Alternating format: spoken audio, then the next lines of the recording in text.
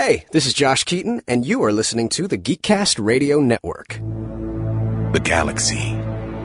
To your eyes, 100 billion points of light. But where you see light, I see worlds, and the countless stories that fill them. What you call destiny is just an equation, the product of variables, right place, right time, or in some instances, the wrong place at the wrong time. What if one choice changed everything? What if every reality came down to one single moment? Join me. Explore the multiverse and ask the question, what if? Hello and welcome to ToonCast. This is episode 244. That's right, folks. 244 episodes. Holy crap. I am, of course, TFG1Mike. Joining me for what is probably going to be the last Superhero Saturday for a while. I said this last time, but it is Alison Richards. Hello. Hello, how are you?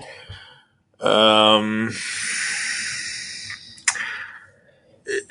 thread is very, very thin. I need to just stop asking you this question. Well, things have happened since the last time we recorded this podcast, and it's not that I don't want to reveal. I've always been honest with the listeners. It's not that I haven't been, but Karen and I haven't really talked yet, so we're not really making what's going on public, but it's bad, but it's not. Sometimes I wish I lived in a what if universe that, this, oh, Jesus, I'm going to turn myself into Dr. Stephen Strange. Great. The evil version of him. I was going to say, please don't be Stephen Strange from this show. Oh, Lord. Okay, so we're here to talk about the Marvel Studios Assembled. This is the most recent episode. I believe it is episode 5 on Disney+. It is all about behind the scenes of What If. And as you folks heard in the very beginning of this podcast, that is most likely going to be the narration I use going forward. Like at the very end, when at the beginning of the show, when Jeffrey says, at the end of it, he says, ask the question, what? It's just this clear, because it shows him in the booth recording the line. So there's no music, there's no this, there's no that, and it was very cool watching this. Yeah. The one thing that I liked for this, sorry, my brain actually just died. I need to put more caffeine in. Okay. Well, we can take a break. We'll be back right after this, folks. We were looking at how to grow, how to expand, how to evolve post-Endgame and into Phase 4. And we had tons of ideas for features and for follow-ups to existing characters and introducing new characters. But it was Disney Plus and the idea of Disney Plus that really allowed us to roll up our sleeves and do things we hadn't done before. We had to think, what ideas are worth doing in animation that we couldn't do anywhere else? And it was Brad Winterbaum who came into my office and said, what about doing a what if? We have so many fans now. We have so many people that have watched our movies multiple times. Everybody knows how things happened, how Iron Man became Iron Man, how Cap became Cap, that the What If series from comics was always such a great way of putting a spin on it. This was really interesting to see. This was between all the producer notes and all the discussions that they had, and seeing Jeffrey do the lines and them talking about how they adapted the what if concept for the Marvel Universe. Or the Marvel Cinematic Universe, whatever you want to call it. Yeah, and I really liked how they kind of went into their thought process for the choices they made, both story-wise and artistic. I didn't realize that but it should have realized it that Norman Rockwell was a big inspiration to the art side.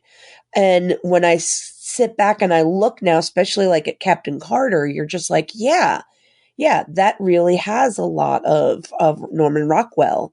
And then, of course, they're showing these character sketches, and then it has the typical Norman Rockwell, orangish bubble that the top part of the characters are, displayed in for their character sketch. Right. And it's like I kept looking at the style as we were watching it and being like, this feels familiar. And it wasn't until watching this episode of Assembled that I'm like, oh, that's where it comes from. Yeah, exactly. And they talk about it being 2D, 3D, half D, whatever you want to call it. 3D cartoons are a little weird to me. It doesn't matter how good they improve, but the third dimension aspect of animation has always been weird to me. I always really more so enjoy the cell shaded 2D animation, and that's what I felt like this was. And I love seeing them and hearing them talk about the process, as you said, about the inspiration for it and how it comes together as an overall design. Yeah, and even then, they're still experimenting on things with, experimenting with light and lenses and angles. I had to actually look up what an anamorphic lens was to find out what they're actually talking about, and it's basically it's what turns normal video into a widescreen. So, and it makes the video smoother. And I'm like, I see how that is, how that's used so much today with all of these smartphones and movies that you're used to seeing those dimensions, the computer screens, even the 11:9 computer screen. So having the animation being created in that style makes complete sense. Yeah, and it's a beautiful piece of animation to look at. It really is. The whole show, all 9 episodes, even the zombie episode. And I'm not saying that because I dislike Marvel zombies. I'm saying it that way because I'm not a zombie person. I just don't. That's just not my thing, and that's okay. However, that Marvel Zombies episode is probably the best animated representation we are ever going to get of that concept. And from listening to them about how they used What If to kind of like to bring it in, it kind of sounds like and then some of the other things they said, it's kind of like they're testing the ground for animating and making a Marvel Zombies world. And I bet you if the reaction was what they hoped for, I wouldn't be surprised if we either see more of the zombie world in season 2, or if they actually make their own spin-off of it where they start at the very beginning to how the zombie apocalypse happened and wind it all the way to the point where we came in with What If. Yeah, absolutely. And I said this in the last episode of the show. I don't know what, I know there was supposed to be the Gamora episode, and that's fine. If they could have fit that in, they would have, but, COVID does what COVID does, I guess. But it is what it is. Moved it to season 2, so we're going to see it. Yeah, we're still going to see it, but what I'm saying is, having seen the 9 episodes and how they put those together, I don't know where that would have fit in. I don't you get to episode 1, 2, 3, and 4, and then episode 5 is the zombies. Episode 6 is what is episode 6? Episode 6 is Thor, I think. No, episode 6 is Killmonger. Okay, 7's And then Thor. 7 is Thor, and then 8 is Ultron, and 9 is where the Watcher broke his oath. Yeah. I'm not sure, looking at this, the only place maybe you could have put it is between Carter and T'Challa. Between episodes 1 and 2. I don't know where it was supposed to be originally, and it doesn't matter at this point, but my point is, with it being pushed to season 2 and how they tied, like, What If has always been, this tale, that tale, but they're using the Marvel Cinematic Universe instead of the Marvel comics. They aren't going to adapt. Like, I saw, and I try not to dwell on these things, but I have to bring them up sometimes. I saw a very clickbaity article from comicbookresources.com. 10 stories that the Marvel What If animated series should adapt from the comics. Yeah. Did they not, whoever wrote that article, did they not understand that this is from the MCU? This is not pulling from the comics. Hey, maybe they could, but there's so many threads in the MCU that you can create stories with. I mean, 13, 14, 15, however the hell long it's been for all those movies. Like, you don't necessarily need to go to the comics. Yeah, but the thing is that they are still pulling from the comics. Marvel Zombies only exists in comics. That's and they true. brought that into the MCU. What is the other thing that they brought in from the comics? There's one other one that they brought in from the comics for that. Oh, gosh. I mean, there are story ideas that are brought in, but this article was basically like, adapt this specific story. Like, adapt the story from the comics where Barbara Ketch instead of Danny Ketch becomes Ghost Rider. Kind of thing. When they were talking about that, they were talking about their introduction to the What If universe in that article. In that part, not comic book resource, but like the assembled. In assembled. But that's what I'm saying. The article on the web on the other website was like, they should make an animated series episode out of this, and I'm just whatever. Yeah. Anyway, well, and I mean, we are going to see another What If story actually appear in the MCU in the movies because the idea of Jane Foster becoming Thor, which is going to be part of Love and Thunder, that's actually originally a What If story. Is it really? Yeah. Huh. That's originally a What If story. I did not know that. Another thing that began in What If is Professor Hulk, Smart Hulk. Yep. That's a What If story originally. Zombies was Marvel Zombies. But yeah, I mean, so stuff from the comics has made its transition into the MCU. I mean, Clint Barton's background is actually all Ultimates. True. For his MCU background. What is the other? There's a couple other things that came directly from the comics into the MCU without any changes. Mm-hmm. But yeah, so I wouldn't be surprised what they would do is they would look at some of the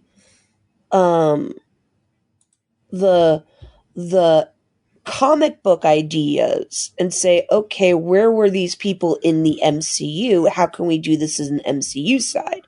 So, we have I don't know if Ghost Rider is actually canon for the MCU, but if it does become canon, then I don't see why we couldn't have a Barbara episode. But until we have an MCU version of him that's accepted in MCU, we won't. Yeah, it's just, it's crazy what they can and can't use. It's crazy with all these rights and whatever. And Yeah. have you seen the Morbius trailer that recently dropped? No, I have been avoiding that one right now. Okay, well, it's probably not something you want to watch. I watched it. I'll say this: Leto does a better Morbius than he does Joker. But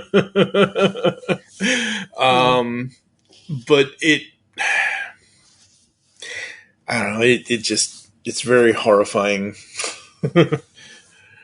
I guess.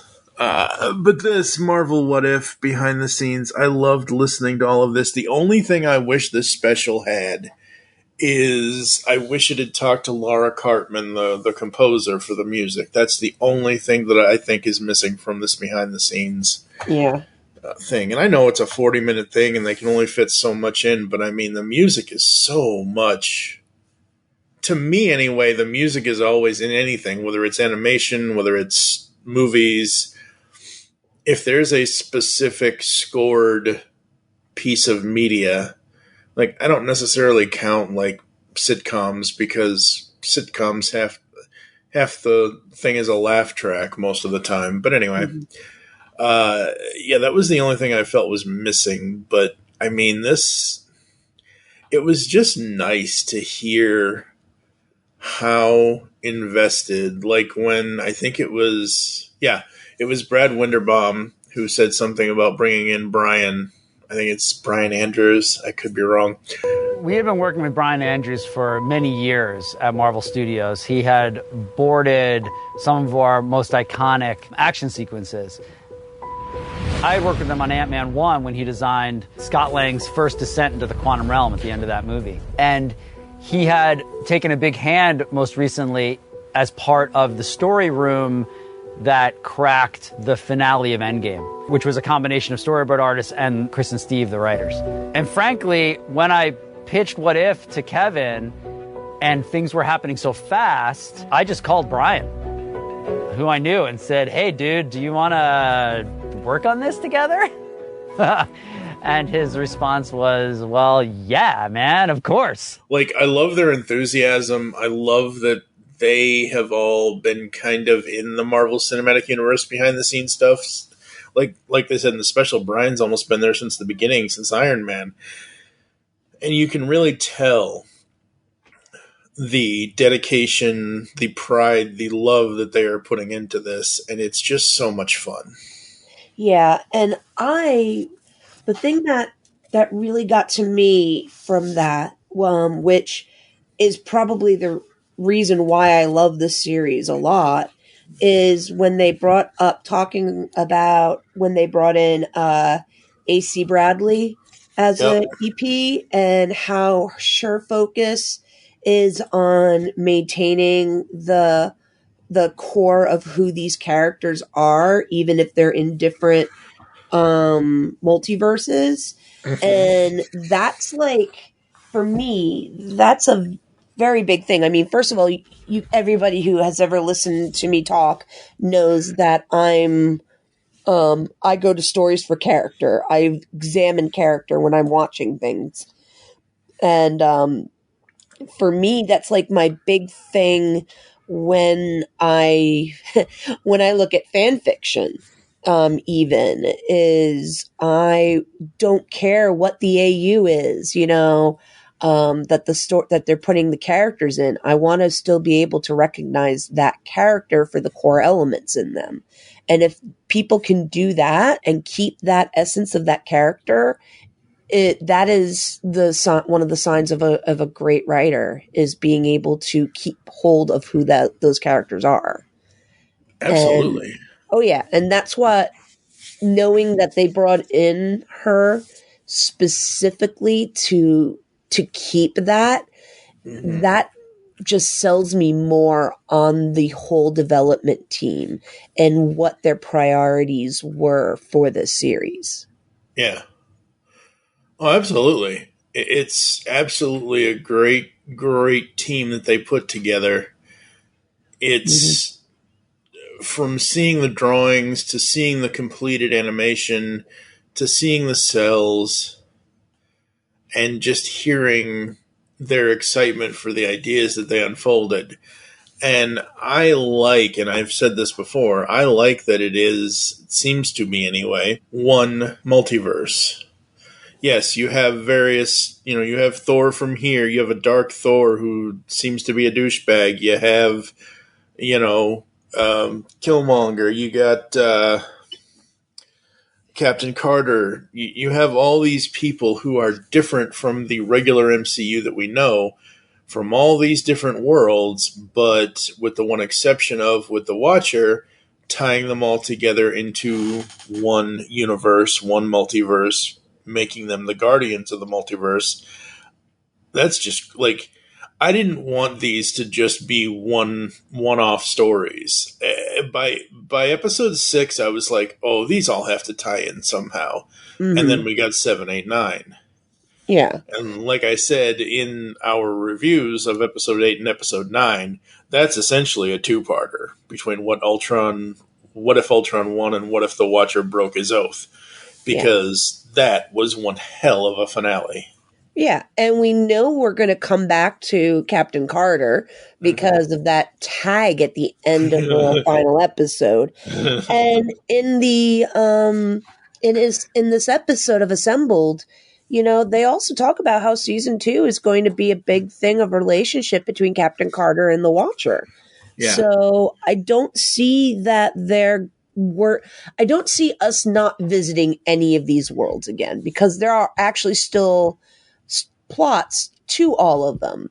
I mean, we have in even in Marvel Zombie thing, we still have T'Challa and Spidey and the head of Scott, trying to find a cure, and then what's that cure going to do?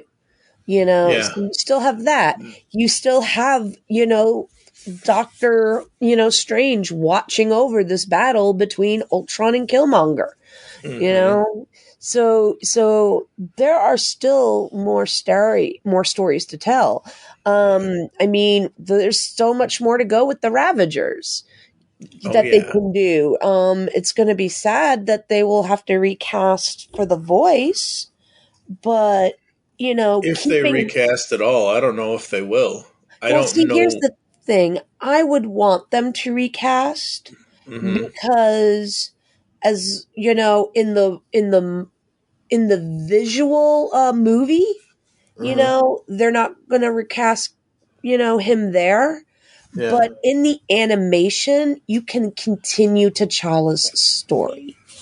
And you can get a voice that can get really close to Chadwick, and people can still allow themselves to continue to see stories from him. That's true. And I'm just trying to go through my mental Rolodex of all the voice actors that I know who could potentially pull that off. Yeah. It's just like, I wouldn't wish for anyone, everyone to stop voicing an animated Batman if Kevin Conroy when Kevin Conroy finally passes in 20,000 years. Yes, that is true. However, I think it's a different precedence because Batman has always had multiple. Yes, Kevin Conroy, number one definitive in my mind, but all the different Batman series all have different actors doing it, and that's fine. But I don't know if it's because if it's just because he passed, or it's because of what he brought to the role of the character. Now, I have not read any of the T'Challa stuff in the comics. I have a whole page and a half of Black Panther comics, because I think it was, I want to say when it either hit Disney Plus or right after he died, Comixology put like literally almost every single issue of Black Panther, any of the Black Panther series, for free. Yeah. And I just grabbed them all, but I've never actually read those yet. Yeah.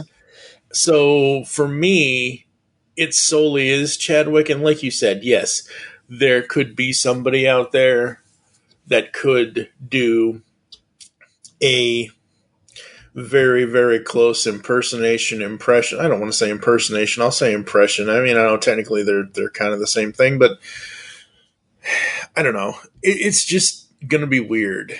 But in the end, I also don't think Chadwick would have wanted his T'Challa's stories to have stopped in the MCU just because, he passed.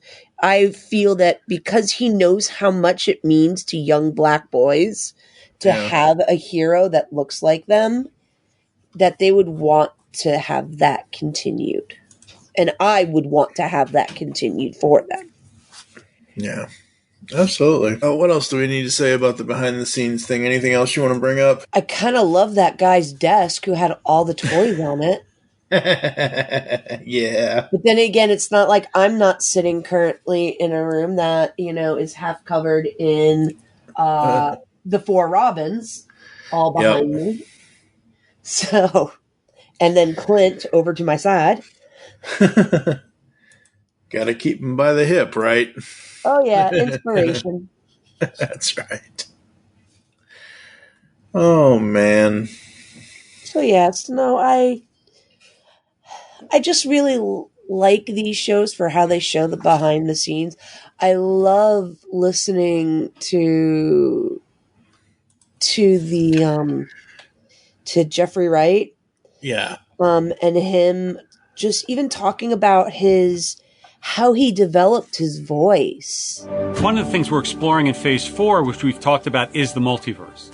And what if, as almost every episode is narrated by the character the Watcher, a very important character in the comics that we've never really seen much of in the MCU. Briefly, we saw some Watchers as a little cameo with Stan Lee in Guardians of the Galaxy Volume 2. Anyway, before I was so rudely interrupted. We know the way it worked in the movies we watched. He's showing us other ways it could have gone. In a multiverse of infinite possibility, is your destiny determined by your nature or by the nature of your world? We knew that we were going to do The Watcher. The Watcher is a big part of What If. We needed this guide to help us navigate these vast new realities. And the voice we all heard in our head was Jeffrey Wright from day one. I am the Watcher.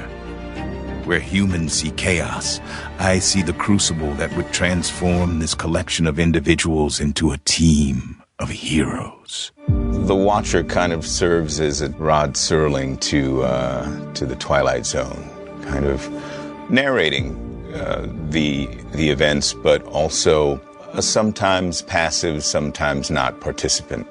Oh, you're so close. The answer is right there. The Watcher is a celestial, extraterrestrial being. It always surprises me that his actual voice is not the deep voice that he uses for certain characters. Yeah. It always surprises me that he's a little higher pitched in real life with his normal voice, but when he uses that instrument, you just stand at attention and listen to the man no matter what he's talking about. Yeah. I think he was introduced, if I'm not mistaken, in a Fantastic Four comic in 1963 where we discover him on the moon, and he's introduced on the cover as the most dramatic being. Humanity. So eager, so willing to face the impossible, yet blind to the bigger picture. The language is very cool, and it kind of, it speaks to a certain tone. He's obviously got to have a kind of strength and a kind of, gravitas and power and all that stuff. Time, space, reality. It's more than a linear path. It's a prism of endless possibilities. I like the idea of doing animation, of using the voice really as, from my perspective, as, the whole character. I'd really just pretty much do what I do with any script, though, and anything, is just try to find the music that's on the page and figure out if I can play it, I am the Watcher. I am your guide through these vast new realities. Follow me and ponder the question, what if? I just love how the whole team really came together. Yeah. I also loved how when they were coming up with like an idea of a dark Thor, how they didn't go, how they didn't go the automatic like evil route. Like, didn't make him out to be like what Loki is in our current current MCU. But they made him a frat boy douchebag. Mm-hmm. And I'm just like, yeah, no, from looking at where the very beginning of Thor, where he was before he lost his hammer, that was his personality. Yeah, absolutely. Like we said in the Thor episode, like, my mother is coming and she's very mad, and they're like, oh, Freya. Yeah. And he's like, I need your help, and it again, do I like douchebag party Thor, like, at the beginning, when I was first introduced to the character, when I watched the first movie, I was like, if he wasn't with the Avengers, I could do without him. Mm-hmm. Plain and simple, have no real interest to explore Thor, Odin's son. Now, eventually, hopefully, Jane Foster as Thor, that's going to be interesting. Yeah. But I don't know. I always roll every time as I said before, as I said in other of our episodes, once we hit Ragnarok, I was like, okay, I like Thor now because he's finally not just the party dude. He's kicking ass and taking names. Yeah. Not that he didn't before, but he was more like 90-10, 90 on the party and 10 on the kicking ass. And by Ragnarok, he's like, I lost an eye and I have to get it back and I'm going to kill everybody to do so, or whatever he said. You know what I mean? Yeah. So, and then, man, just having Doctor Strange watch over Killmonger and Ultron, that's some Phantom Zone level shit right there. Yeah. It's going to be interesting. And I mean, I just have to think back about all my appearances of my boy. Because Clint, is my boy. That's one thing I want to see is I want to see follow where that widow, where the widow at the end of the world, goes into the world without a widow. Yep. I want to see that reunion. Yep. And I also want to see a what if of how Endgame would have turned out if it had been Hawkeye who jumped and died, and Natasha had stayed. Yeah. Because I want to think that it would have been a little different. Mm-hmm. Because not only would you have to tie that into Endgame, but then Kate Bishop would still be there because of the fact Kate Bishop is going to be taking up the Ronin mantle instead of a Hawkeye mantle at the beginning. Yeah. And so Nat would get involved to find out who the heck is pretending to be her best friend. And so the Hawkeye series would end up being then, Nat and Kate would become basically Nat's mentee instead of Clint's. And that's a different type of training right there. Oh yeah, very much so. Also takes it from a comedy to a drama. Yep. Yeah, absolutely. I'm very excited. I think they also said in the special something about potentially having a season per year. That would be cool. I don't know if that's feasible on the animation side because animation does take a while, but that would be really cool if we got season 2 in 2022. Yeah. Well, and here's the other thing. The What If comics while they started in like 77 and they still come out, but there are like years of gaps between when they come out. Yeah.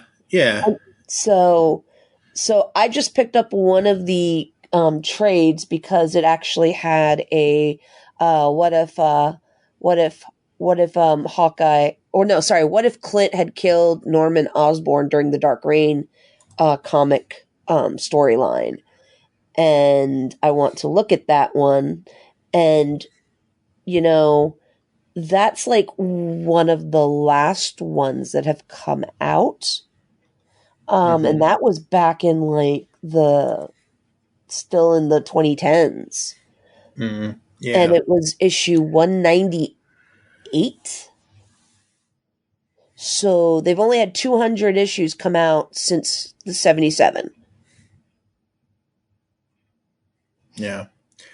Yeah, I mean, it's going to be interesting to see what season 2 does. I do have all of the what if trades in my wish list on Comixology, but as we've mentioned before over on the Pullbag, Comixology is going to be completely folded into Amazon, and I don't like that. But it is what it is. I can't stop it. You can always just get a subscription to, Marvel Unlimited, and then you can just read them off of there. I know, but the whole point and whole reason why I loved Comixology was it had everything from everywhere. Yes, I had to buy the actual comics, whether it was the single issues or the trades, but I didn't mind because I love their guided view, and I didn't have to subscribe to 7 different things. Well, I will tell you from having had Marvels for both the Marvel and the DC versions, they also have the guided views. I know. I've got a buddy of mine that lets me use his DC thing, so. Yeah. So, and that's actually how I learned it, and I was hoping Comixology would have it when I finally had to break down and get some stuff off of there. Oh, yeah. They were the first, 8 years ago, they were the first ones that I ever knew that had the guided view, and I can't read comics any other way now. Yeah. And yes, I know Marvel and DC have it, but it's not... There have only been 4 times in 8 years that I've been using the Comixology guided view that I've had a problem with how the guided view is mapped out. And a couple of the DC ones were poorly mapped out, but it is what it is. It's for another podcast. Marvel Studios What If assembled. Go watch the behind the scenes, folks. Go watch season 1. All 9 episodes are on Disney Plus. This was fun. This was a fun journey. Yes, it was. And I can't wait for season 2 so we can come back and have an episode where we rewatch all of season 1 again, prep, and then have our segment episodes. Also, I love, by the way, the guys who do honest trailers. John Bailey, Yep, and they just made a Marvel's What If honest trailer. And why? I was sitting there like cracking up the whole time. Yep. I'm sure the Screen Junkies / Honest Trailers guys would, not care, but I have already recorded that audio. As soon as I saw it, I'm like, Audacity, record. Yeah. From the studio, you know the one. There's only like 2 of them left now anyways. Comes a series based on silly comic books, like what if Iron Man fought King Arthur? Or what if Wolverine was a vampire? That dares to imagine something even more ridiculous. What if MCU writers could try something new? But not like new, just a slight remix of some old favorites. Let's not go too crazy here. Marvel's What If. Enjoy some wild animated experiments that stay true to the MCU by having no real beginning or end, no real message to get behind, and every character, from the most hardened warrior to the most powerful cosmic being, speaks like an AI barfing out Chandler Bing dialogue. I simply abhor drama. Your outfit would suggest otherwise. Guys, I'm covered in Sharon. Do you guys just not have horror movies in Wakanda? We don't need them. We have American reality shows. Boom goes the dynamite. Right now, you're running at an 8, and I need you to take it down to a 4. Your team building instincts need... Yeah. Tell it to HR. Okay, I don't sound like that. That is so not true. That happened. Meet the Watcher, the other extremely powerful comics character who swore never to intervene in human affairs that we're meeting this fall. Hi. He's a messy who lives for drama, and this Jeffrey Wright-shaped planetarium will guide you through alternate timelines, like, what if England had a pop culture icon who wasn't a sociopath? What if every franchise was better without Chris Pratt? What if all the Avengers died, and also Agent Coulson was a 5 on the Kinsey scale? He's a Caucasian male, mid-20s, with really great hair. It's an accurate description. He's gorgeous. Hashtag Steve. I heart Steve. Even while rotting, he smells like lavender. What if the universe had it out for Rachel McAdams? You know, Dr. What's-Her-Face? What if she was the key to all of this? Any interest? What if zombies? You guys still like zombies, right? Sorta? Okay, how about this one? What if Killmonger, the most sympathetic villain in the entire MCU, was just destined to become evil? Like, no matter what, someone should have killed him in his crib. What do you mean this isn't working for you? Fine, we'll do it your way. What if Ultron stole Vision and chopped off Thanos' arm and ate the universe and was like, "Rawr, I'm gonna eat you too!" And the Watcher had to be like, "Not on my watch!" And they start punching, and Avengers fly out, and the robots get hit with the shields again? Okay, you good? Did you little content piggies get what you came for? Come on, why are you crying? Oh, right, this is a show for kids. I forget that sometimes. Kick back and listen to find out which of your favorite actors needed to pick up an extra check during COVID. Don't play the fool with me, Fury. Michael Douglas? Really? Then get genuinely choked up when you realize you're hearing Chadwick Boseman do T'Challa for the last time. It doesn't feel over. And finally, wonder what Dave Bautista did that caused Disney not to even reach out. All right, principles. But regardless, thrill as a bunch of million-dollar voices emerge from heroes who look like the caricatures you pay $10 for at a town fair. Because while Disney's built its entire brand on top-quality animation, everyone deserves a break now and then. It's been a tough year. Are we sure they didn't buy DreamWorks too? You know what's hot right now? The multiverse. And after Endgame helped set up the idea of the multiverse, and WandaVision teased the possibilities of the multiverse, and Loki explained the scope of the multiverse, and Doctor Strange 2 gives us multiverse madness, what if we'll drive the message of the multiverse home even further? We're all one of an infinite number of variants going through the same Our struggle seen only by a voyeuristic space walnut who could save us from our fates at any time but won't. Wow. There had to be an easier way than killing free will to explain why Terrence Howard can't play Rhodey anymore or whatever. He thinks 1 × 1 is 2. So if you want to see your favorite Marvel characters and exciting new stories that stretch the imagination, buy a comic book. But if you want more of the things you already liked, combined with other things you already liked, resulting in something slightly less than the sum of its parts, well, what if there was nothing else to watch until Eternals comes out? Wow, look at him stand there. Can't wait. Starring... I only watch the multiverse for the articles. You Captain America. The cat is the Pratt. Someone, please take this man's driver's license.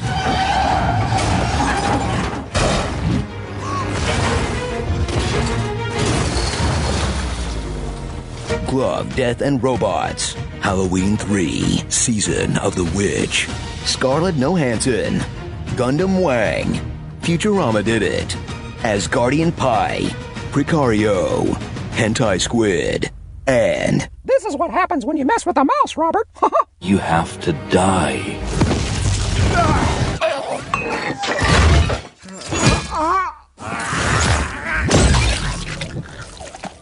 Oh, no. Oh, I'm gonna vomit. I'm definitely gonna vomit.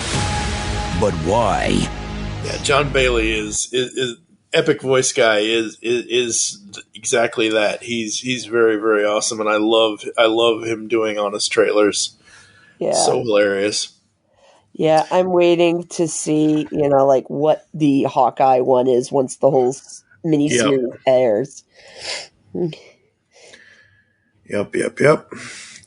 All right, folks. I think that's going to do it for us. Oh, the only other thing I wanted to bring up was when they were talking about the story aspects of What If Season 1, the fun part for them wasn't the moment that caused the what if. It was the then what. I love that. It's like what if and then what. Yeah, because they made the what if their inciting action, which if you take that from screenwriter speak into novel speak, the inciting action is is basically your conflict coming to light. Like what is the thing that's going to drive the rest of your story? Yeah. And then, everything else afterwards is that story. So as they pretty much said in the episode, but no, it's always the ride that's the most fun. Yeah, absolutely. Mm-hmm. And literally the ride on, Hydra Stomper's back was, used as their example.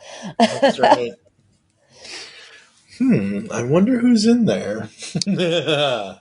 I swear you if we're gonna see this coming the way that they did Winter Soldier, Steve's gonna be Winter Soldier. Yeah. And I want to see him be Winter Soldier, but still be tiny and skinny. Skinny Steve, yeah. Skinny Steve as Winter Soldier, but with the super strength. Oh, that would be funny. Because that would be amazing, and I would never have seen it coming if I didn't think about it myself. Mm-hmm. Yep, absolutely. All right, folks, I think we are going to get the heck out of here. No ad break this time around, just a really short behind-the-scenes episode with a lot of fun. I'm probably going to put a lot of the clips, not a lot, but some of the clips of what they said in here somewhere. Oh, it's a great story because it is exploring the relationship between Steve and Peggy, with this time Peggy being the super soldier.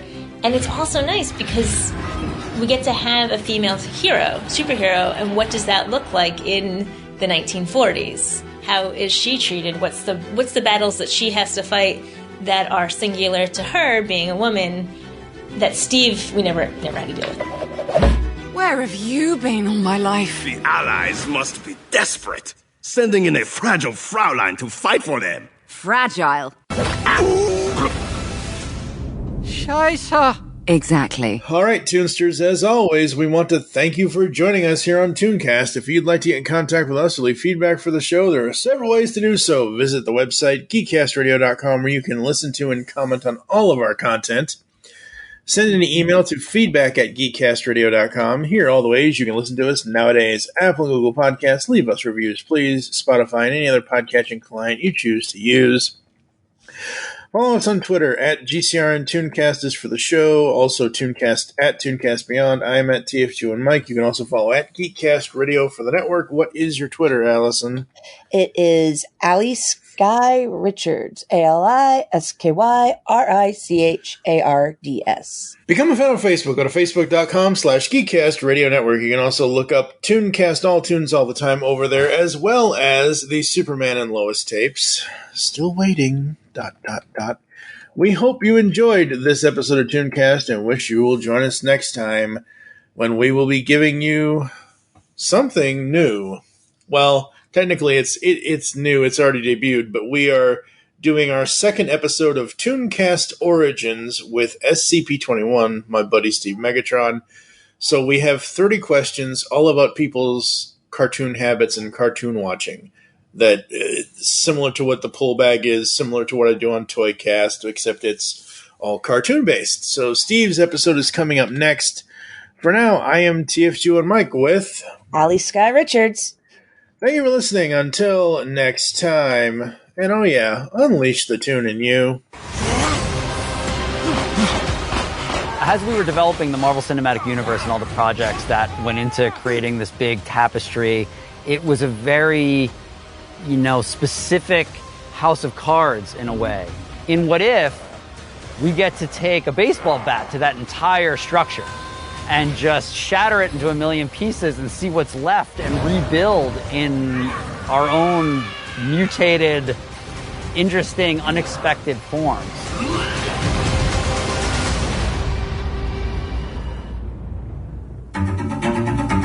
We've seen this before. A universe in the final days of destruction. But this particular story, this one breaks my heart. I think in some ways everything's surprising about the series, and because that's what's wonderful about this concept, this what-if concept. We have these known stories, these known characters, these known arcs. Doesn't matter. Anything can be explored. And so, in some ways, surprise is the whole point. In the story of season 1, the Watcher makes it very clear to us that he is not going to get involved. He's on the wrong path. I could warn him, intervene. But the fate of his universe is not worth risking the safety of all others. But it just so happens that there is a story that culminates our first season that requires the Watcher's intervention. We reimagine a world where Ultron got the Vision's body as he meant to do in Age of Ultron, the film, and when Thanos inevitably comes to get the Infinity Stone from his forehead, he defeats Thanos. Fascinating. And gets all 6 Infinity Stones. Once he does that, he's able to wage war against the entire cosmos and create an entire universe devoid of all life. So devoid of life that he can actually hear the voice of our narrator. Basking in the boundless silence of his universe, Ultron ascended to a previously unattainable level of consciousness. He became aware of another. He became aware of the... I see you. And when he's aware of the Watcher, he can break through the universal wall and wage war on the multiverse itself, which forces the Watcher into a position he's never been in before, which is to defend the very thing that he's sworn an oath to only observe. And it just so happens the perfect cocktail of heroes that he needs to defeat this multiverse-destroying bad guy happen to be the same heroes whose stories we've been watching all season. Oh, gosh. Wow. It's okay. We forgot what we were talking about. The behind the scenes of What If. Yeah, I know. I just wasn't sure if we had segued from your life into that yet. Yes, we did. Okay. My life is These are going to be great outtakes, folks. Oh my gosh. I am the Watcher. I am your guide through these vast new realities. Follow me and ponder the question, what if? But it's so good.